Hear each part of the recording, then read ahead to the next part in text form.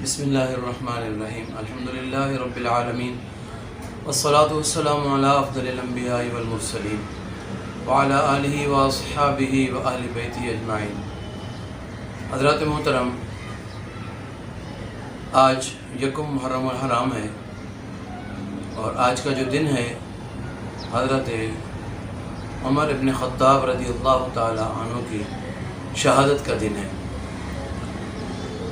حضرت عمر رضی اللہ تعالی عنہ کی پیدائش مکہ المکرمہ میں ہوئی 586 عیسوی سے لے کے 590 عیسوی کے درمیان میں آپ کی پیدائش ہوئی مکہ میں، اور مکہ المکرمہ میں ہی حضور صلی اللہ علیہ وآلہ وسلم کی خدمت اقدس میں حاضر ہوئے اور اسلام سے مشرف ہوئے۔ اللہ رب العالمین نے اسلام کو آپ سے بہت ترقی و عروج عطا فرمایا، اور پھر آپ نے مدینہ منورہ کی طرف ہجرت فرمائی،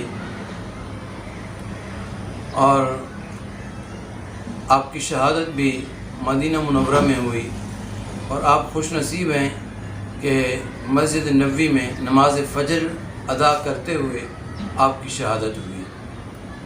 ابو لؤلؤ مجوسی جو کہ غلام تھا، اس نے خنجر کے وار کیے اور تقریباً 3 وار کیے۔ اس نے پہلا وار ہی ایسا اس نے کیا کہ آپ کے آنتیں جو ہے اس سے کٹ گئیں، آپ شدید زخمی ہوئے، جس سے مسجد نبوی میں خون پھیل گیا، اور یہ 26 ذی الحجہ کا دن تھا، فجر کی نماز ادا فرما رہے تھے، آپ پر حملہ ہوا۔ 3 دن تک آپ اسی علالت میں رہے، اور پھر اس کے بعد آپ نے اس دار فانی کو چھوڑ دیا۔ جو بھی اس حالت میں ان 3 دنوں میں آپ کو دوا دی جاتی تو وہ کٹی ہوئی آنتوں کے ذریعے سے باہر نکل آتی، تو طبیب نے کہہ دیا کہ آپ وصیت فرما دیں۔ تو آپ نے جو وصیت فرمانی تھی وہ صرف اتنا تھا کہ 2 باتیں اس میں سے میں ایک عرض کر دیتا ہوں۔ اپنے بیٹے کو بلا کر صرف ام المؤمنین عائشہ صدیقہ رضی اللہ تعالی عنہا کی خدمت میں بھیجا کہ جا کر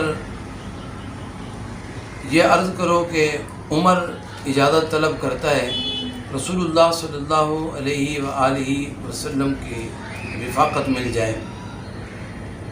تو مختصر میں یہ عرض کروں، حضرت عائشہ صدیقہ رضی اللہ تعالی عنہا نے اجازت عطا فرما دی، اور جب آپ کے بیٹے اجازت لینے کے لیے گئے تو ام المؤمنین عائشہ صدیقہ رضی اللہ تعالی عنہا بھی رو رہی تھی۔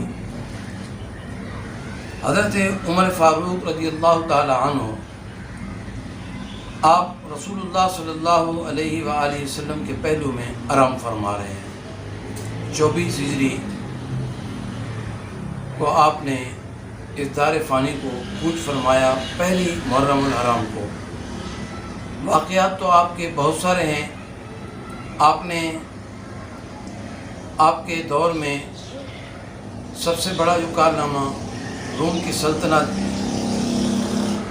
قیصر و کسریٰ فتح ہوئے، اور پہلی مرتبہ یروشلم آپ کے زمانے میں، آپ کے دور حکومت میں بغیر جنگ کیے آزاد ہوا۔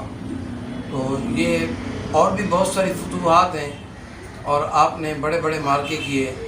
آپ کی دور حکومت میں یہ پولیس کا نظام قائم کیا گیا، فوج کا نظام بھی آپ کے دور حکومت میں کیا گیا، اور اسی طرح کے کئی محکمے تھے جو آپ نے خود طے کیے، ان کو ترتیب دیا۔